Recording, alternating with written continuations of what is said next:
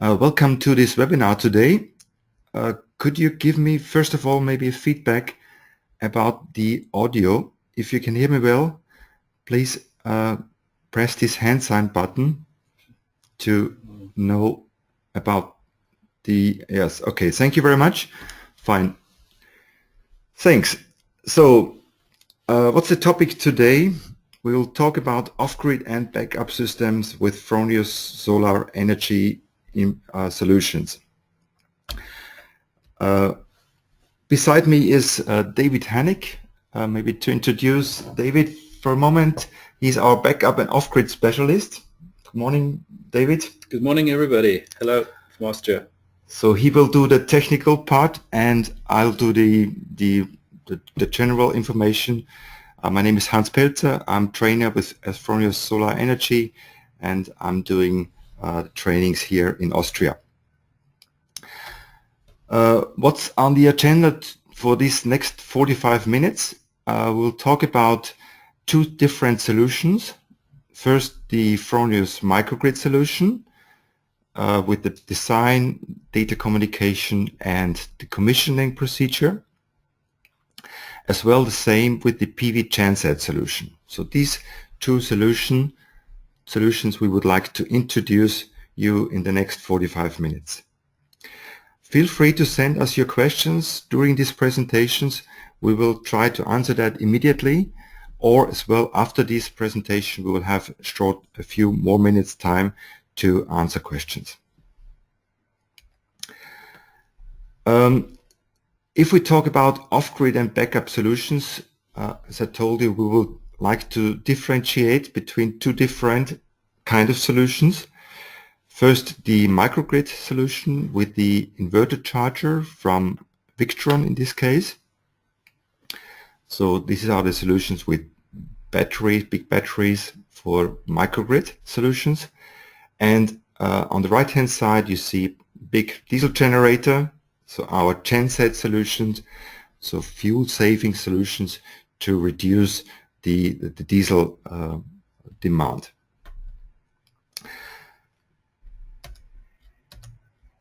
So in this solution we differentiate as well first about the DC coupled solution. What is a DC coupled solution? A DC coupled solution is a solution where the PV goes via a charger to the battery. So first to the battery, all energy goes to the battery, and then via the inverter charger to the consumers and to the loads in the household. So that's the basic DC coupled system. In comparison to that, the AC coupled system, where we have the Fronius inverter to supply the house direct as well from PV. So PV energy goes direct partly to the household, and the surplus energy goes via the inverter charger to the battery. So here we have the inverter first to convert the energy from DC to AC, and then the inverter charger from AC to DC again. So this is this to the battery. This is this AC coupled system. And then the last solution, actually combination of these two, is the AC and DC coupled system. So here we see that a part of the energy goes direct to the household for the day consumption, as well a part of the energy goes to the battery. And then from the battery via the inverter charger to the household. So whenever at night time we have no PV energy, the energy comes then in this case from the battery and the inverter charger, or the diesel generator in this case. So this is just for first basic differentiation and explanation. But now we go into the details, and therefore I would like to ask David to give you more detailed technical information about this microgrid solution. Yeah, very welcome. So let's just look into what Hans already told you. There are two different topologies available, the DC and the AC coupled topologies, which have their advantages and disadvantages. And the good news is you can combine both system topologies with each other to get the maximum benefits. But still, the part that we are of course focusing most on is the AC coupled part, because as you realized, that's the one where the Fronius inverters can participate to the system. And what you can see on this slide is how a normal energy flow in an AC coupled system goes. So you have energy that comes from the sun, which is converted by the Fronius grid-tied inverter. So it's important to mention here that this is just the standard grid-tied inverter with no grid-forming capacities, and providing energy to the load, and the surplus energy is taken and converted via the inverter charger to charge the battery, to keep the battery at a certain level. The source of voltage, or the source of voltage to sync to in such a system is the inverter charger. The other way around, if there is not enough energy, power coming from the sun, the remaining energy is of course drawn from the battery, so it's converted via the inverter charger from the battery to provide the power to the load. That's what can be found on the bottom right side of this slide. So these are the two normal operation principles in an AC coupled system. But the one or the other might wonder what happens if, for example, the battery gets full. So, for example, the battery is fully charged, has reached 100% of state of charge, but there's still a lot of energy coming from the sun. So, according to the principles that we've learned so far, that would mean that still power is fed into the battery, which would lead to battery damage in the end. So there must be some sort of mechanism that prevents the battery from being overcharged, and this has been handled by the inverter charger. So what you see again on the bottom right hand side is that although there is enough energy available from the sun, the inverter is just providing as much energy as the load is demanding, and the battery is being obtained at this charge level. So how does that work in detail? It's making use of a function on the one hand side inside the inverter charger and the corresponding function inside the grid-tie Fronius inverter. So the inverter charger, the grid-forming device, of course has the information about the DC voltage of the batteries, and as soon as the battery voltage exceeds a certain threshold, which means that the battery is nearby the being fully charged, the inverter charger increases the frequency in the system.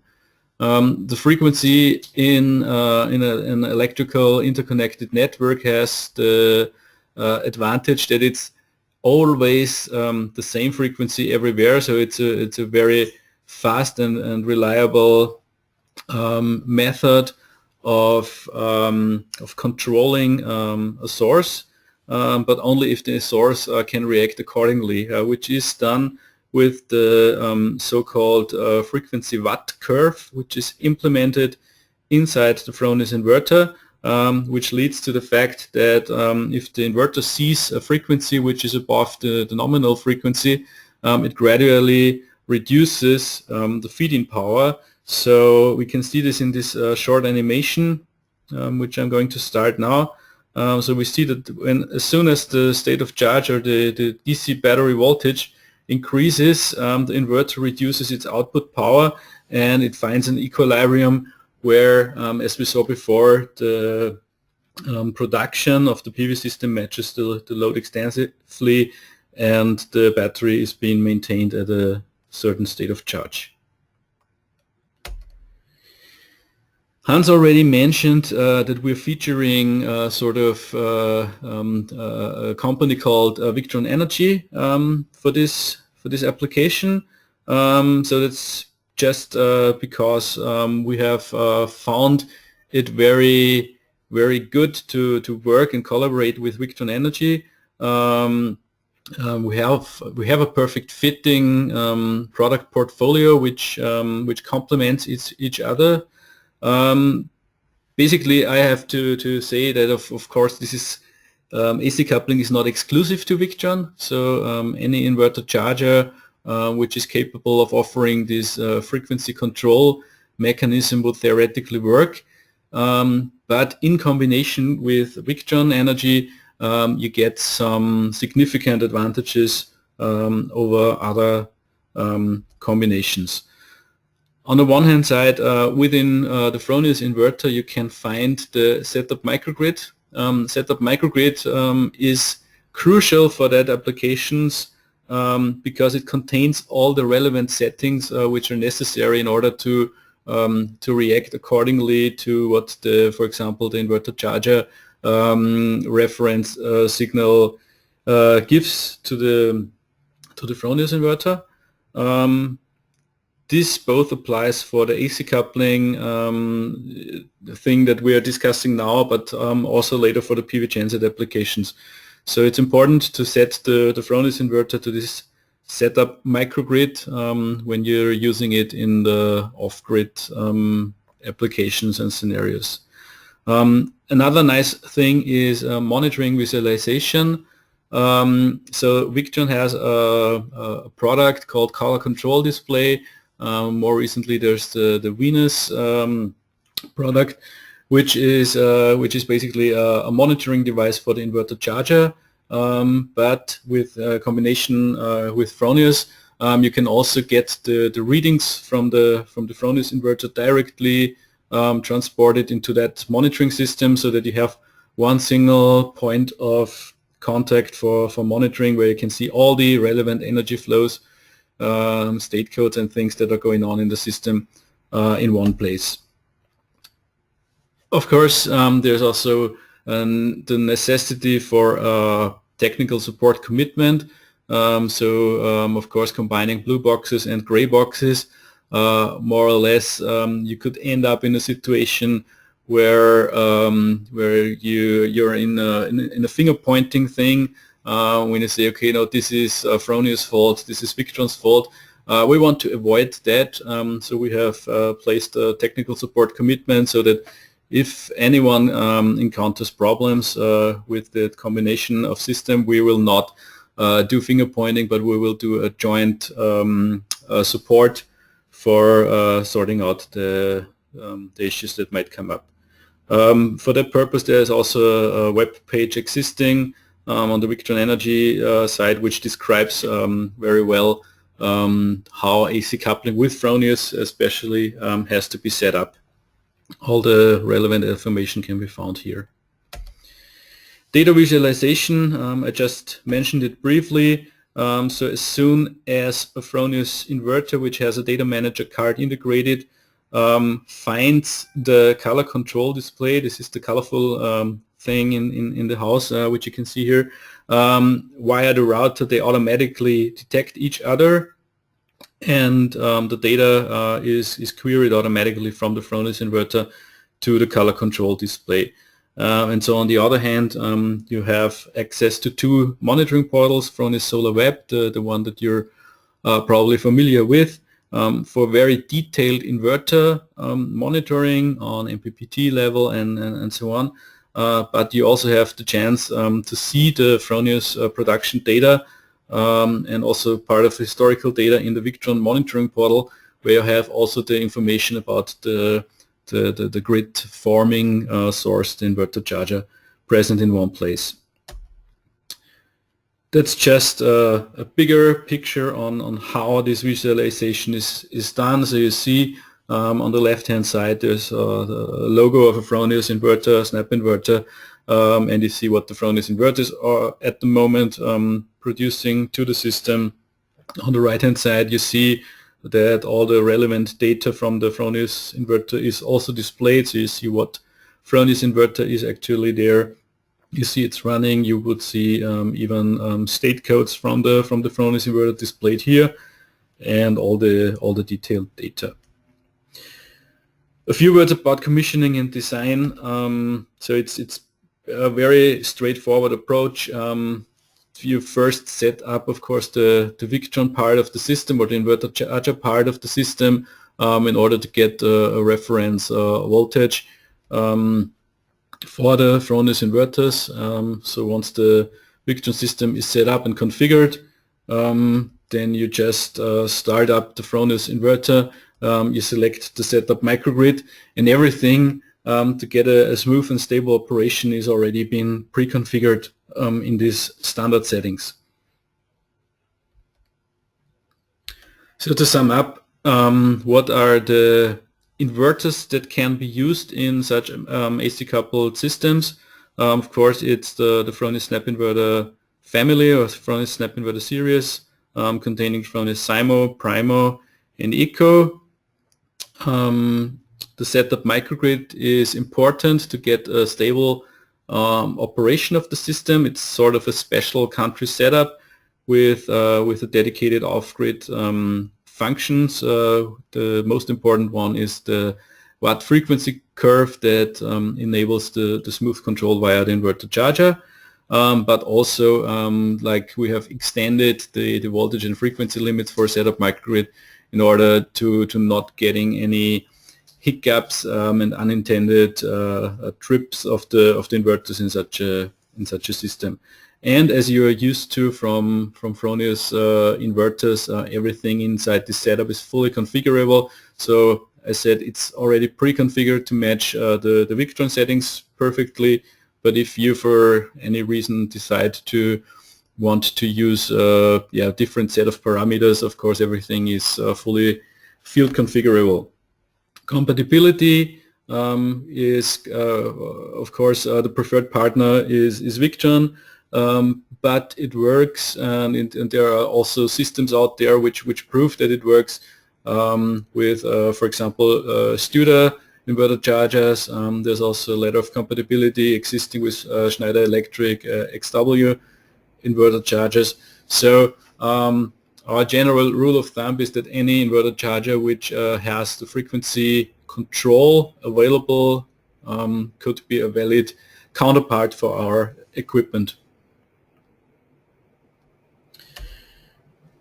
And finally, I just want to briefly show you a reference system which was built in Spain, and it's a typical AC coupled system in the range of let's say 100 kVA.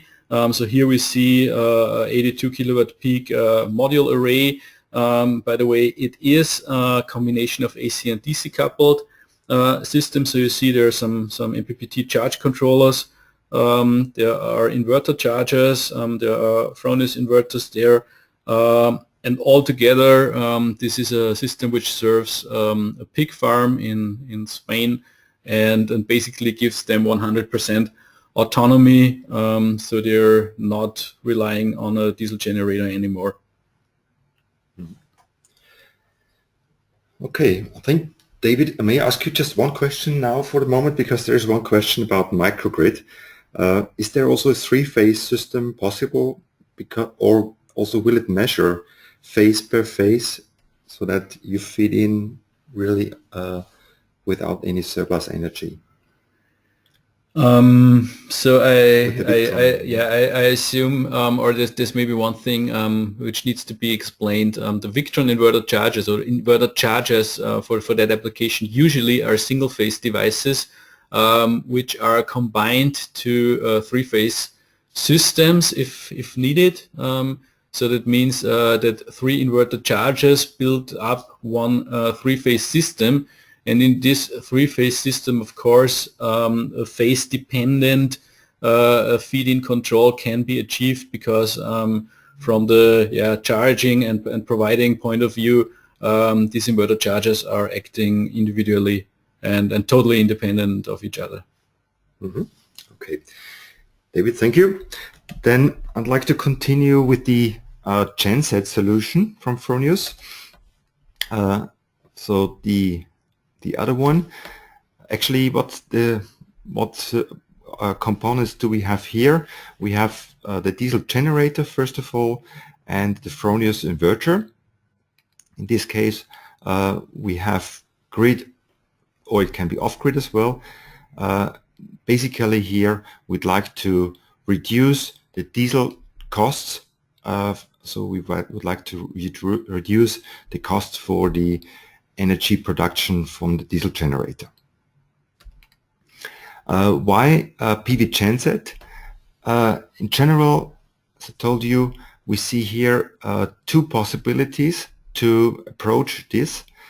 First, the low penetration PV-Genset solution, where we have a peak power from the PV system below the energy demand of the building. So the PV power is always lower than the power demand of this building.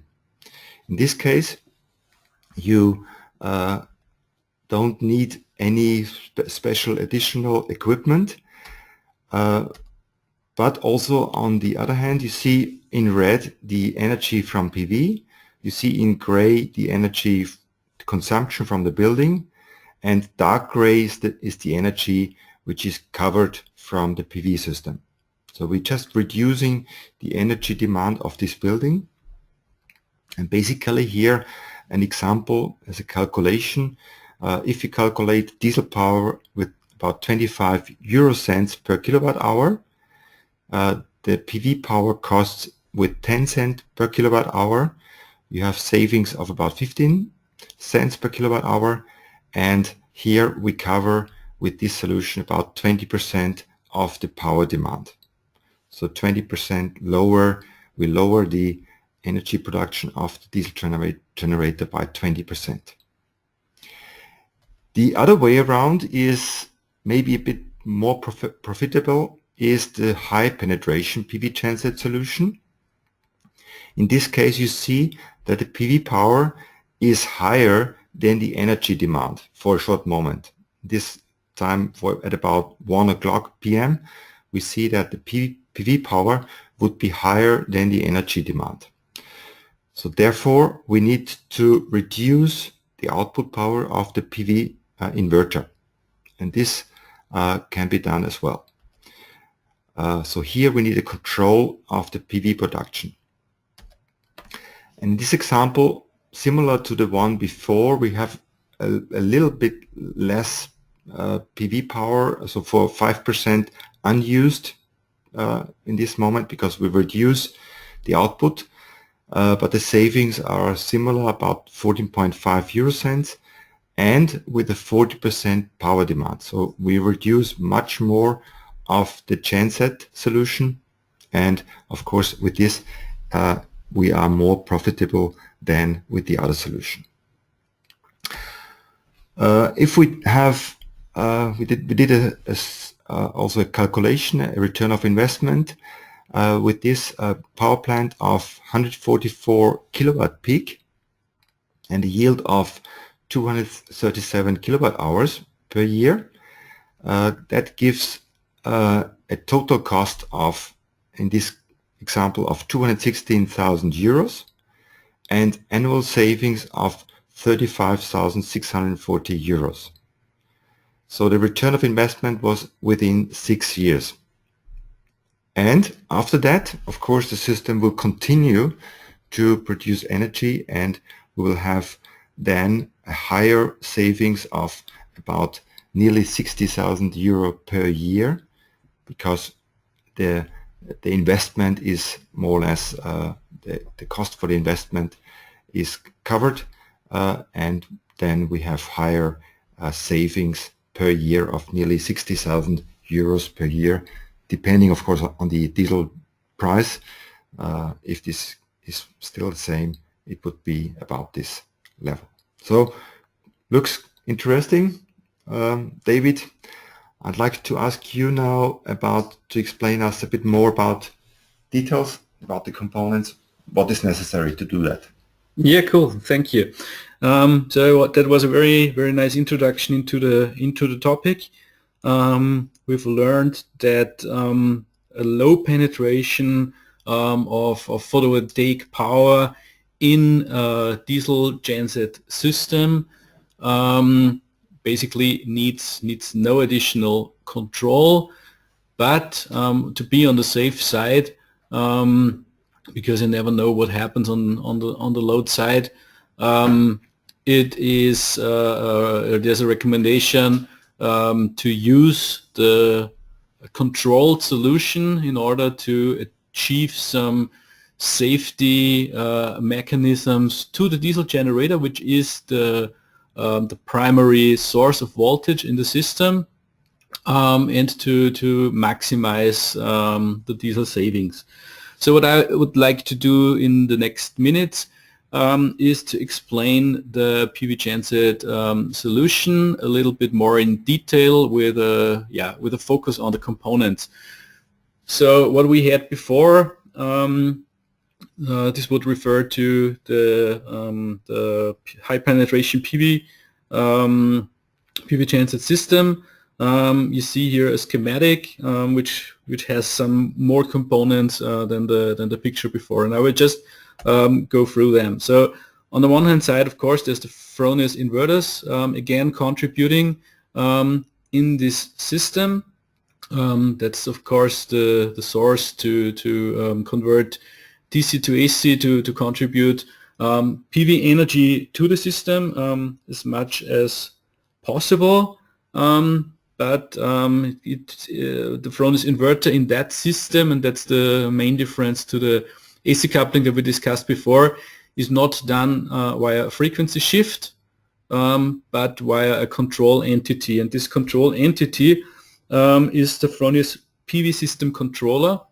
You can imagine the PV system controller being a power meter, more or less, with calculation capabilities. So it measures basically the load, the consumption profile, and it calculates a set point for the PV inverters, which is sort of a maximum power output, which is possible from the PV inverters at that specific moment. So the PV system controller, in order to achieve that, needs current sensors, or needs a power management, not power management, I wanted to say power measurement. That's obvious. Just jumping back, the diesel generator in such a system, it's normally the primary source of voltage. So in a PV genset system, the genset, the diesel generator, needs to be available 24 hours, 7 days a week, because it gives the inverter the reference voltage where the grid-tied Fronius inverter synchronizes to.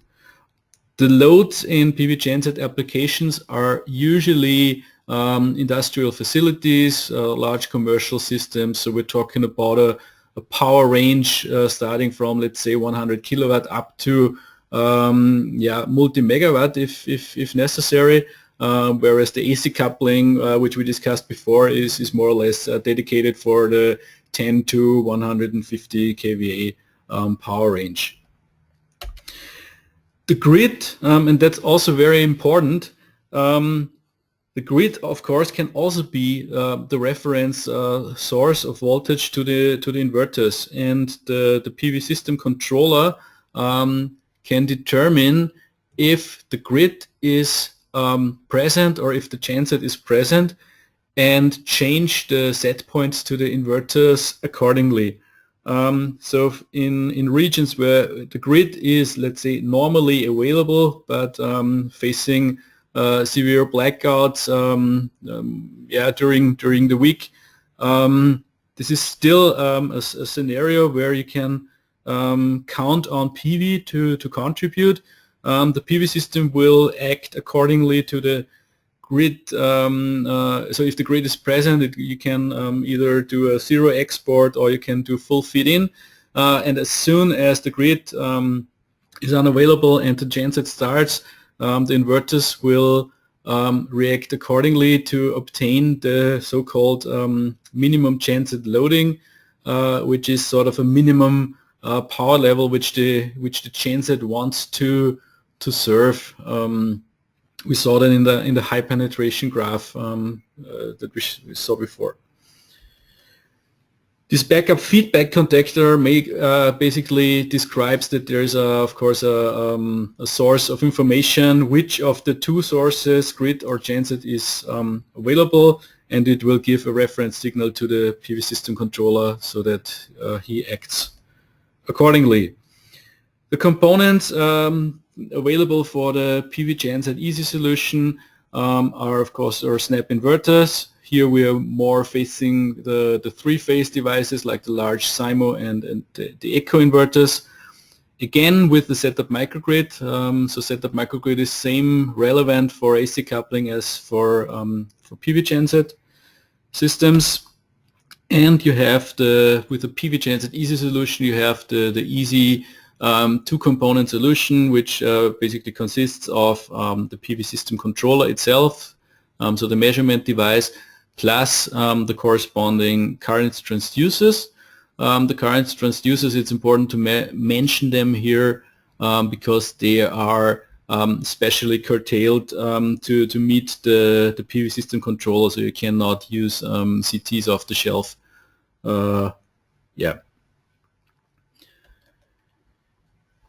The PV-Genset easy solution is suitable for, as we said, and as we've shown, for single genset applications or single genset backup applications. So that means that we can deal with a maximum of two sources of grid. But as soon as these systems are becoming larger and larger, it becomes more likely that to provide the power to the system, more than one diesel generator is used. So the question might come up: what happens if I have a system which has, for example, 2 or 3 diesel generators on site? Can I still go for the PV-Genset easy solution? The answer is no, you can't.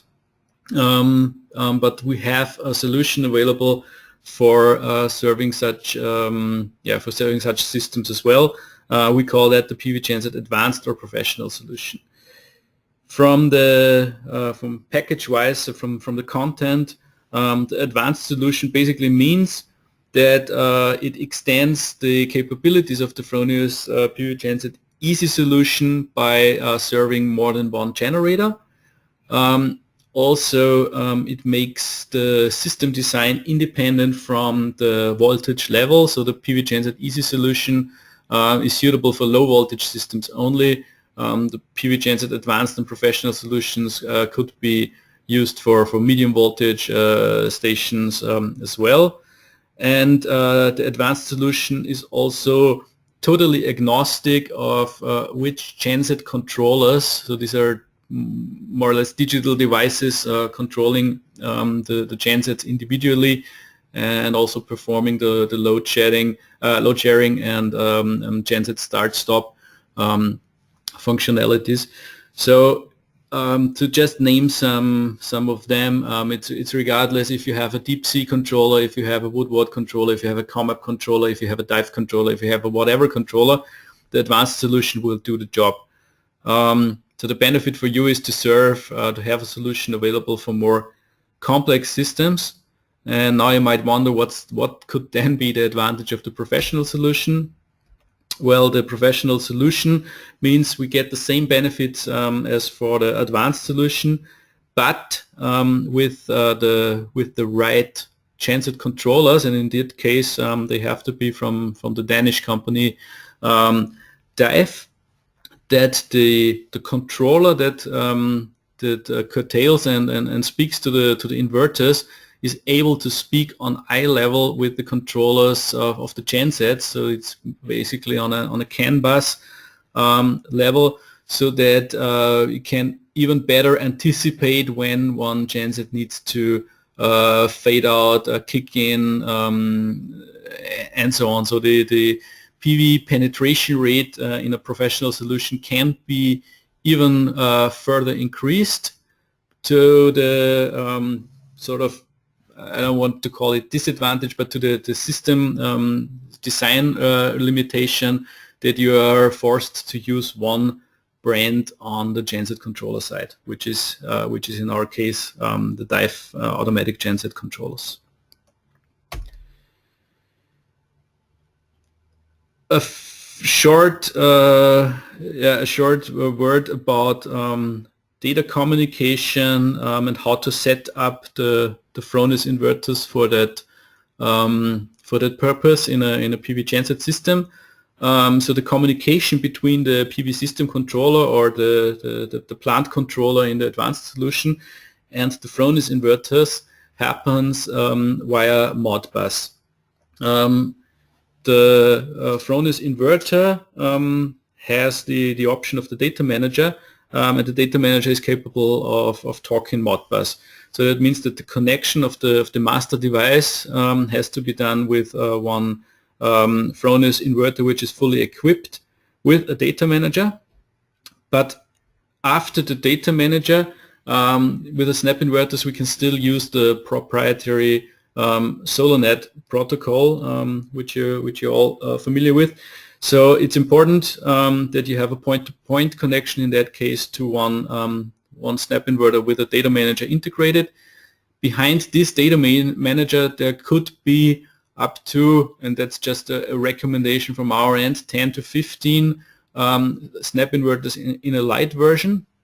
If you build up systems which have more than 10 or 15 inverters, our recommendation is to use more master inverters, so more inverters which have a data manager integrated, just to mitigate a bit the risk of what happens if the communication between the master controller and the inverter fails, and on the other hand, what happens if the communication in between the SolarNet ring topology fails. So the topic is fail-safe, and I think we'll come to that in a minute. But in order to achieve a fail-safe system, our recommendation is to just build sort of clusters, small networks of maximum 10 to 15 inverters connected to one master with a data manager. Design rules. I briefly mentioned that gensets want to be operated above 30% of their nominal power.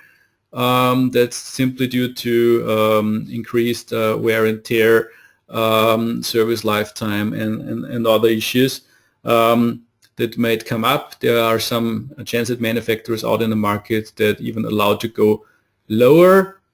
But so the rule of thumb in that regard would be to keep 30% genset minimum loading into account. That means that the base load of 30% is always provided by the genset, and the PV power, the solar system, is just contributing if the load demand is higher than 30% of the genset power rating.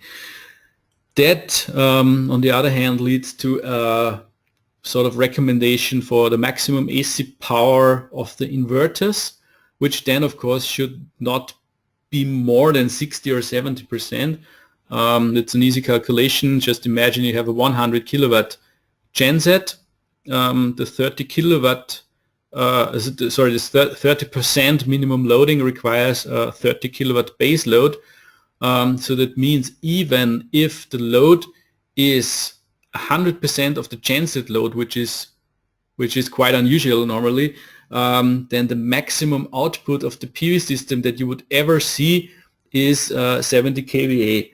So it's not beneficial to build like 100 kVA of inverters there, because you will never utilize the 30 kilowatt power. That's what I want to say with that rule. Sizing, it's important to consider the load profile. So of course an accurate knowledge of the load profile which is going to be served helps to determine the right size of the PV system. In regards to the PV system, my recommendation is to utilize the DC to AC ratio, so the DC oversizing of the Fronius inverters to the maximum, if of course economically feasible. So you know that you can put up to 50% more power to a Fronius snap inverter than its nameplate power on the DC side. So for example, a Cymo 20 can handle 30 kilowatt peak of power. That leads to a better coverage of the load profile in the somebody told me it calls shoulder packs of the day. So in the morning and in the afternoon, we will be faster in achieving the maximum output. So that's beneficial in terms of economics.